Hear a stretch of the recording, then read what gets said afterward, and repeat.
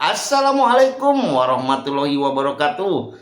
Kumaha daramang sadayana, mudah-mudahan aya dina ginanjar kawilujengan. Wargi sadayana, ada yang viral dalam sepekan terakhir ini, yaitu tentang keberanian siswi SMAN 7 Cirebon. Namanya Neng Hanifah, Mbak Hanifah ya, yang curhat kepada Kang Deddy Mulyadi bahwa ada pemotongan dana PIP ya, program PIP. Simak videonya ini. Yang dua orang lagi mana? Ya, oh, sok, boleh sok ngomong. Sini ngomong apa? Kita tuh masih pengen banyak laporan gitu Bapak, selain kita terkait kasus PDSS yang kemarin, yang ternyata emang dari pihak BK itu kan kelupaan ya. Jadi habis itu setelah itu kedua PIP kita yang diambil. PIP itu apa? PIP itu sumbangan dari partai buat siswa. Dari partai? Iya. Bukan sumbangan dari partai, sumbangan dari pemerintah. Itu maksudnya. Ya kan? Iya. Yang biasanya diurus oleh para anggota DPR RI. Iya, betul. Yang punya dapil, mereka biasanya punya jatah untuk melalui program PIP. Iya. Masalahnya apa program PIP-nya? Masalahnya kan kita kan seharusnya setiap siswa itu dapat 1.800.000. Oke, Tapi terus? ternyata kita itu diambil 250, bilangnya untuk partai lagi. Dipotong lagi, guys. Aduh, pungli di sekolah. Potong lagi. Kali ini pemotongan dana PIP. Dana untuk kelangsungan pelajar agar tetap bersekolah bagi orang yang tidak mampu. Oh, jadi ini dapat jatah nih dari pemerintah nih. Dari pemerintah ya kan, melalui anggota DPR. Iya, betul. Kemudian dapat jatah 1 bulan 1.800.000. jatah ya, PIP-nya jatahnya itu per tahun per bulan? Per tahun ya?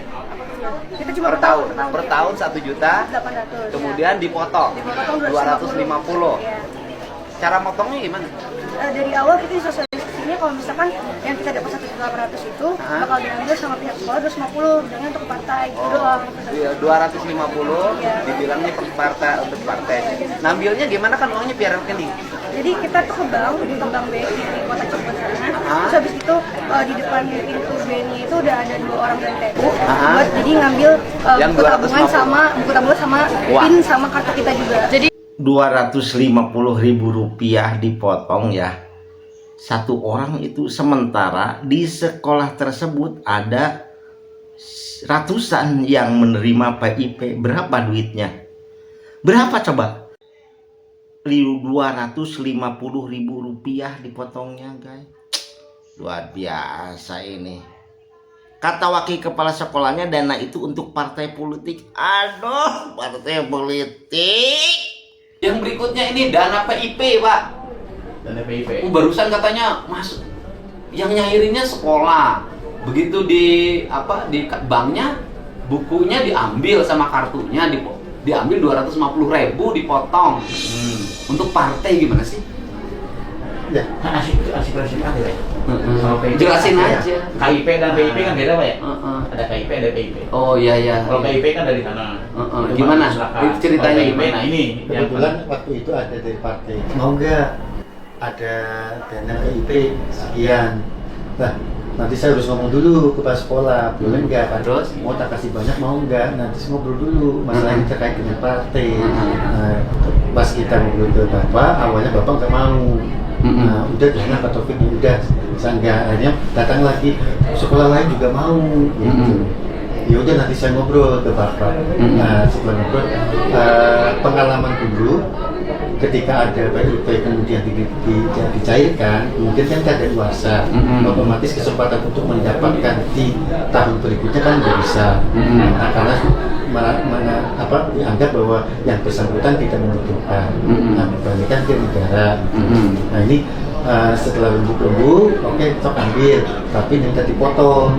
Nah, jadi pemotongan itu bukan dari sekolah, bukan. Itu kita dipotong 200. Uangnya dikasihin? Iya. Ke siapa? Katanya sih dari partai. Bukan anggota DPR? Bukan. Jadi yang akhirnya Bapak memotong uang itu dan uangnya diberikan pada mereka. Jadi salah. Iya. Boleh kasih masukan nggak? Boleh. Untuk PIP, sementara mohon maaf ya, itu tidak tepat sasaran. Oh. Banyak yang mohon maaf, anaknya dokter. Anaknya dokter dapat PIP. Soalnya non KJP Pak. Jadi kita juga bingung di lapangan, sementara yang seharusnya dapat, ini malah nggak dapat. Harusnya PIP itu untuk masyarakat miskin. Betul. Iya. Ada anak dokter dapat PIP. Ada Pak. Anak pegawai negeri juga. Ya, Sebutin aja namanya. Anak dokter siapa yang dapat PIP? Anak PNS juga banyak Pak. Anak Termasuk anak saya juga dapat, anaknya pun. Anak bapak dapat. Anak saya dapat di SMP. Bapak udah ASN, Iya. tapi dapat PIP. Iya, isi juga sudah. Kok bisa dapat PIP? Nah, saya pengen, Pak, saya dapat PIP. Lah kok bisa? Ya nggak tahu dari wali kelasnya. Terus saya nelfonkan, Pak Bu, punten kenapa anak saya kok dapat? Yang itu dari sana Pak datanya.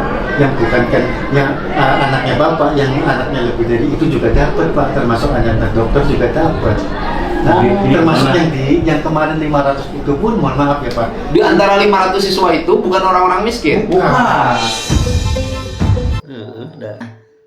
Tetangga saya di Ciamis nih, orang tuanya itu guru, anaknya dapat PIP. Sementara tetangga saya yang lain profesinya sebagai pedagang bakso keliling dapatkan PIP. Alasannya tidak ada yang kena, tidak dekat dengan kalangan partai politik. Itu bukan rahasia lagi lah kalau tepat sasaran mah. Kalau itu bukan rahasia lagi ya. Kalau tidak tepat sasaran, keberanian Hanifah yang membongkar adanya pungli PIP. Nah, coba simak lagi nih ngobrol-ngobrol atau wawancara menerima. Iya. Ya itu program untuk keluarga miskin. Bapak kamu ASN. Iya. Golongan berapa? Kurang tahu. Ya. Sekarang di BKKBN mana? Udah pensiun. Udah pensiun. Iya. Tapi kan pensiunan ASN. Kan gitu loh. Ibunya Enggak. nggak Ibu kerja. bertanggung, iya. Kakaknya udah pada sekolah. Enggak.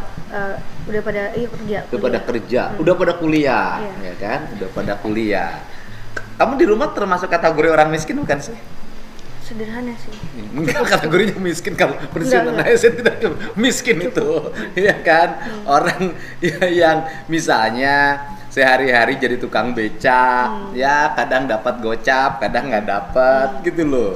Ya, kalau ASN kan pensiunan ya, Iya. gitu loh. Kalau miskin ya salah sendiri. Kenapa nggak ngelola uang dengan baik? Itu maksudnya. Nah, kemudian apa yang membuat kamu kok berani sih ngomong depan kamera lo, viral lo di Kompas, di hampir semua media lo.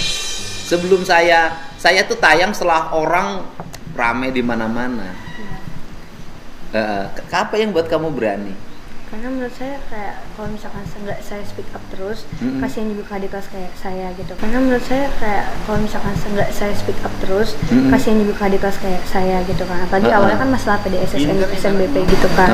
Terus melambat ke yang lain itu karena maksudnya kita juga udah dengar peraturannya kalau misalnya udah nggak boleh lagi ada pungutan kayak SPP, uang gedung gitu-gitu kan. Jadi menurut saya kalau misalkan saya speak up itu nggak ada salahnya. Oh, gitu. nggak ada salahnya. Kamu nggak takut? Enggak sih. Kenapa nggak takut? Ya karena kita lagi, aku rasanya kalau misalkan itu tuh nggak ada salahnya, jadi kayak aku rasa nggak ada aku juga salahnya. gitu. Cuma kan aku juga tetap sopan gitu.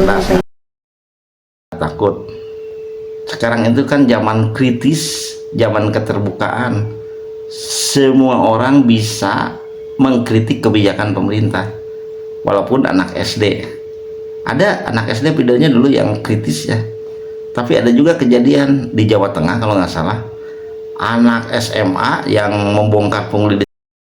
Kamu lumayan daripada nggak dapet dari 1.800.000 ya, Iya. ngeluarin 200, 1.600.000 daripada kan masih ada sisa 1.600.000. Ngapain? Apa ruginya? Rugi, apa rugi gimana? Kan kamu asalnya nggak dapet nih, Iya. kemudian jadi dapat 1.800.000, walaupun bukan hak kamu ya, Nah, ya kan? iya. Itu hak siapa PIP itu? Jadi buat Buat orang miskin kan, Iya. agar tidak putus sekolah. Nah kemudian kamu dapat 1.800.000, kemudian taruhlah diberikan 200, kan kamu nggak rugi, asalnya juga nggak dapet. Iya. Iya, tapi kita tuh lagi kasihan sama anak-anak yang membutuhkannya. Oh. Soalnya kita kan ada teman kita yang bener-bener butuh. Oh, bener-bener miskin? Iya, Oke. bener-bener butuh. Karena Ada temennya bener-bener miskin, terus? dia juga yatim piatu, sedangkan uangnya sama uang, kartu, PIN sama bukunya ditahan sama sekolah. Oh, Buku tabungan. Uangnya ditahan sama sekolah. Pinnya juga disamain. Iya. Oh, ditahan sama sekolah juga. Pinnya Pinnya disamain disamain. dan harus dikasih tahu ke pihak sekolah. Iya. Kenapa ditahan? Kurang tahu. Iya. Tapi kan haknya dapat. Jadi 1.800.000 itu kita dipotong kayak buat untuk yearbook graduate. Oke. Kan 1.800.000 kan? Kamu kan dipotong 200-an tuh. Iya. Nah, ini teman kamu siapa? Wira namanya. Itu ditahan nggak diberi sama sekali? Uangnya nggak dikasih? Dipakai buat lunasin tunggakan SPP. Jadi diambil kan sama pihak sekolah Oke. uangnya 1.550.000 sisanya. Terus habis itu dibantu setengahnya untuk lunasin SPP, setengahnya dibalikin, tapi dibaliknya itu bukan lewat rekeningnya Wira yang ditahan sekolah, tapi lewat rekening pribadinya pihak sekolah gitu. Terus itu untuk bayar kewajiban pada sekolah? Iya, itu SPP. Oh, untuk bayar SPP. Iya. Jadi ditahan oleh sekolah karena digunakan untuk bayar SPP. Iya. Nah, kamu punya nerima uang dipakai apa? Kalau yang aku dipakainya buat lunasin SPP juga, tunggakan SPP. Kamu nunggak? Iya. Berapa bulan? Kurang tahu. Kenapa kamu nunggak? Karena bundanya belum bisa bayar. Oh, belum bisa Iya. bayar. Uang pensiunnya terbatas karena kakaknya kuliah. Iya. Oke. kerja. Terus akhirnya kan tunggakannya dibayar sama kemarin bantuan PIP. Terus sisanya buat lunasin yearbook sama graduation. Oh, jadi artinya bahwa uang itu habis untuk membayar kewajiban pada sekolah. Iya. Oke, pada sekolah ya, lunasin. Itu kan jumlahnya katanya sekolah itu hampir 500 orang. Iya. 100 orang. Dan kemudian gimana caranya kamu bisa dapat program PIP? Kurang tahu. Kita cuma di data sekolah, jadi yang dapat PIP itu semua anak yang nggak punya KIP. Jadi kalau udah punya KIP kan dapat dari KIP-nya sendiri. Nah, anak-anak yang nggak punya KIP itu dapat PIP gitu. Oh, jadi anak-anak yang nggak punya KIP dapat PIP, Iya. ya kan? Yang punya KIP berarti kan orang miskin kan? Iya. Nah, tambah lagi dapat PIP, Iya. ya kan? Tambah lagi BOS, Iya. ditambah lagi bantuan provinsi, ya kan? Double dong sekolah itu, Iya. numpuk tuh duit, Iya. ya kan? Ada program KIP, ada program PIP, ada dana bantuan BOS, ada lagi bantuan provinsi. Sama anak-anak yang membutuhkan. Kita kan ada teman kita yang benar-benar butuh. Oh, bener-bener miskin. Iya. Jadi gini, Neng Hanifah atau Baik Hanifah ini mengkritik itu kasihan ke anak-anak yang lain atau adik di kelasnya yang memang butuh, miskin dalam tanda kutip ya, miskin ulah prasejahtera, dipotong gitu. Memenuhi seluruh kebutuhan sekolah itu. Kita ingin memenuhi ruang kelasnya, satu kelasnya ada toiletnya. Kita ingin memenuhi kebutuhan-kebutuhan teknologinya. Kita ingin memenuhi kebutuhan-kebutuhan sistemnya, dan kita juga ingin memenuhi kebutuhan tenaga pendidiknya. Tetapi juga memang ada juga sih di situ peran orang tua. Peran orang tua itu bahwa semua fasilitas sudah disiapkan oleh negara, kemudian orang tua di mana perannya. Nah, maksud saya sebenarnya ada peran orang tua, yaitu menyiapkan anak-anaknya. Bagaimana menyiapkan anak-anaknya? Jangan sampai negara mengeluarkan subsidi begitu besar, tapi orang tua membuang-buang uang untuk anaknya.